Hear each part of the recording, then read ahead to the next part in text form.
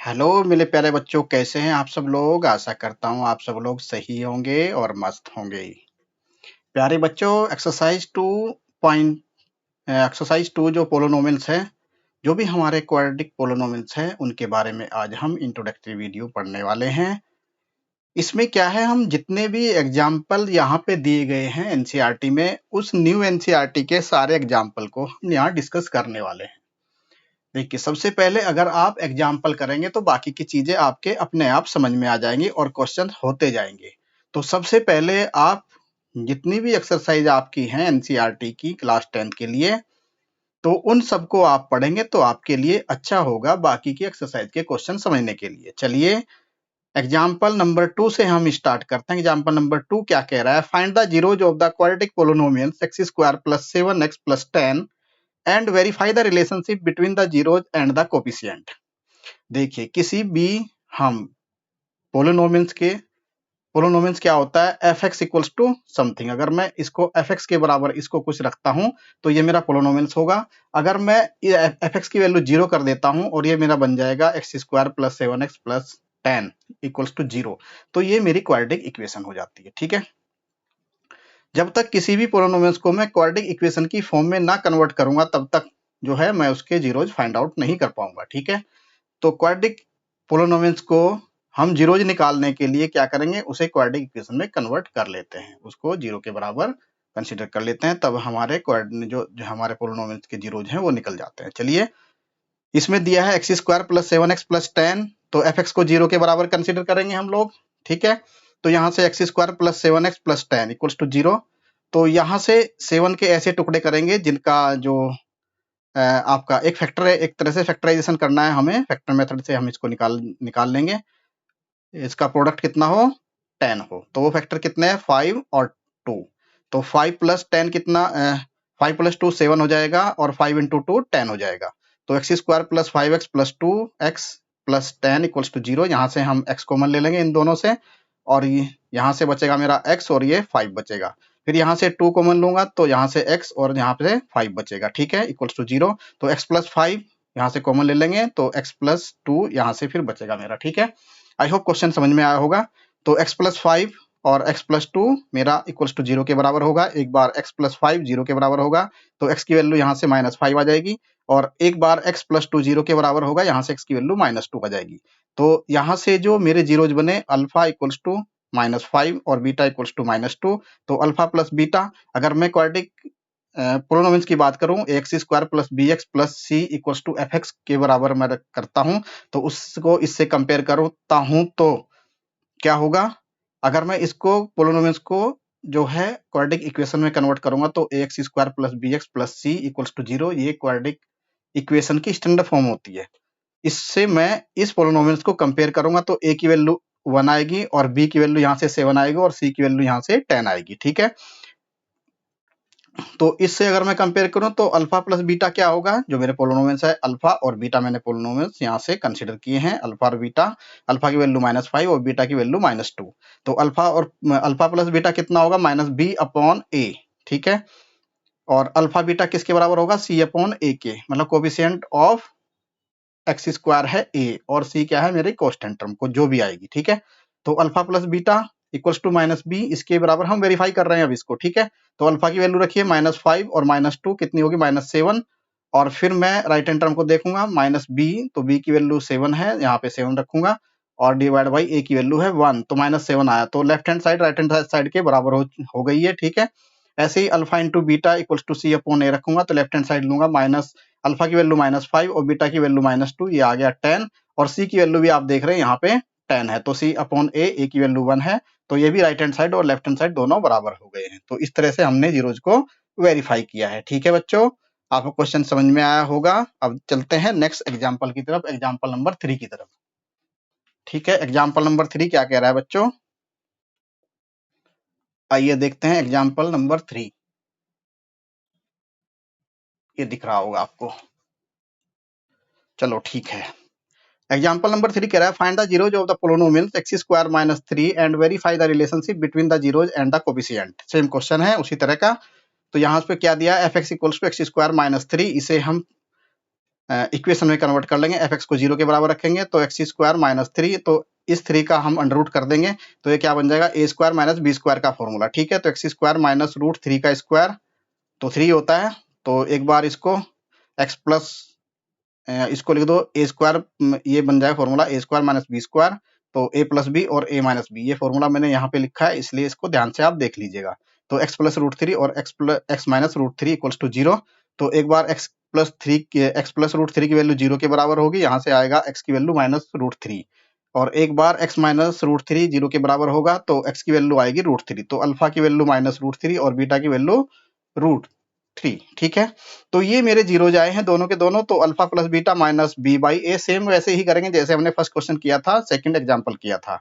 Alpha into beta सी upon ए, इस equation से इसको वेरीफाई, इसको कंपेयर करेंगे। कंपेयर करने के ए की वैल्यू कितनी आएगी 1 और बी की वैल्यू 0, चूंकि इस टाइप से फॉर्म मेरा बनना चाहिए, तो बी तो यहाँ है ही नहीं, बी की वैल्यू 0 है और सी की वैल्यू है माइनस 3। तो alpha plus beta minus b by a, alpha की वैल्यू रखो यहाँ पे लेफ्ट हैंड साइड लेके, अल्फा की वैल्यू माइनस रूट 3 और बीटा की वैल्यू प्लस रूट 3, ये आ गया मेरा 0। और फिर राइट हैंड साइड को लेंगे minus b by a, b की वैल्यू 0, तो ये भी मेरा 0 आ जाएगा। ठीक है, left hand side right hand side के बराबर हो चुकी है।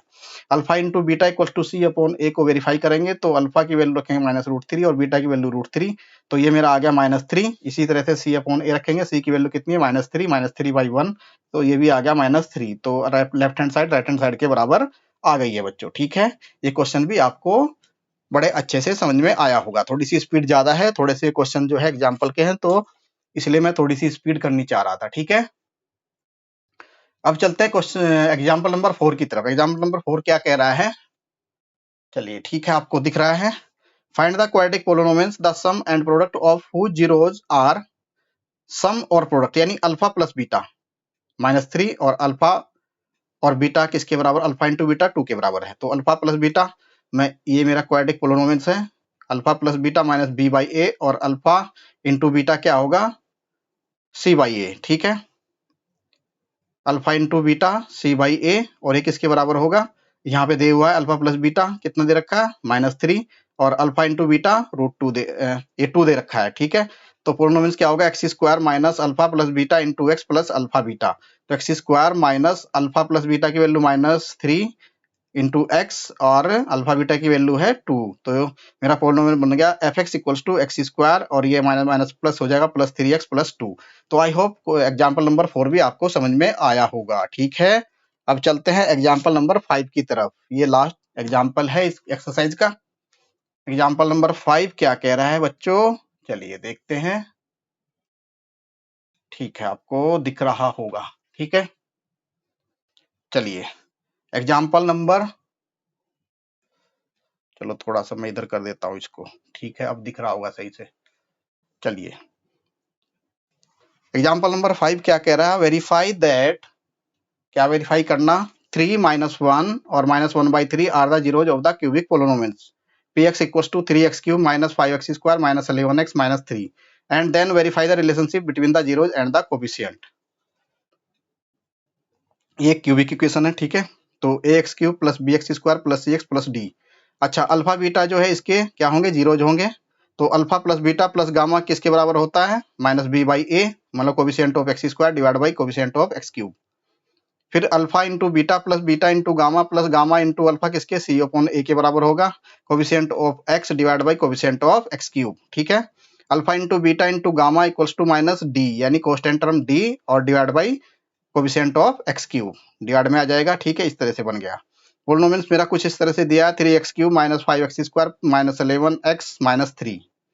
इक्वेशन नंबर 3 है, इसको मैं इस पोलिनोमियल से कंपेयर करूंगा। ठीक है, जो मेरा ये रखा हुआ है स्टैंडर्ड फॉर्म, तो ये ए की वैल्यू आ जाएगी 3 और बी की वैल्यू माइनस 5 और सी की वैल्यू माइनस 11 और डी की वैल्यू यहाँ से आ जाएगी माइनस 3।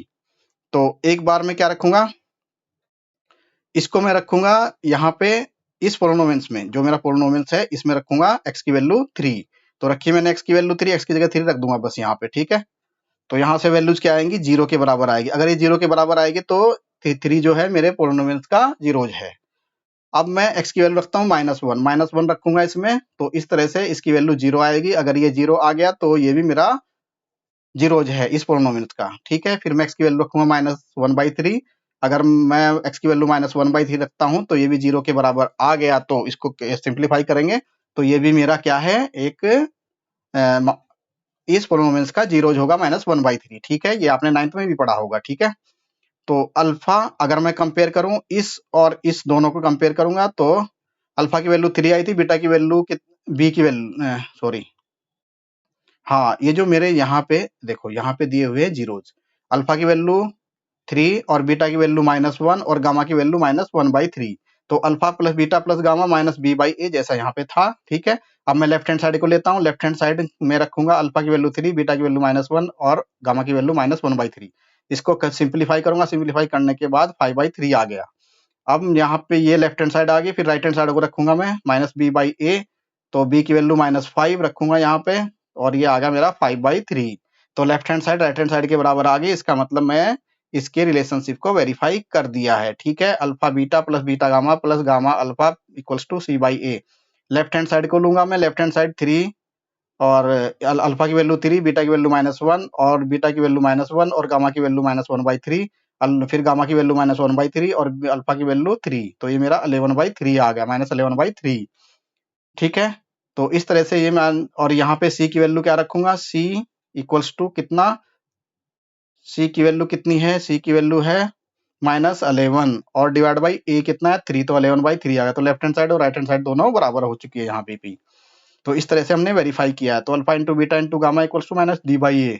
तो अल्फा की वैल्यू 3 और बीटा की वैल्यू -1 और गामा की वैल्यू -1/3, तो ये मेरा बनेगा कितना, -1, ये बना मेरा 1। और यहाँ से भी मैं वैल्यू रखूंगा, डी की वैल्यू कितनी है -3, यहाँ से डी की वैल्यू कितनी आई -3। ठीक है, -3 डिवाइड बाई 3 कितना हो जाएगा, -3 और -3 की मल्टीप्लाई करेंगे +3 हो जाएगा, और तो 3 डिवाइड बाई 3 कितना होगा, 1 के बराबर। तो left hand side right hand side के बराबर हो गई है। ठीक है, एग्जाम्पल नंबर 5 भी हमने कर लिया है। इस तरह से हमने class 10th mathematics exercise 2 polynomials के जितने भी एग्जाम्पल बन सकते थे वो हमने यहाँ पे कर लिए हैं। आई होप आपको समझ में आए होंगे। Okay, thank you.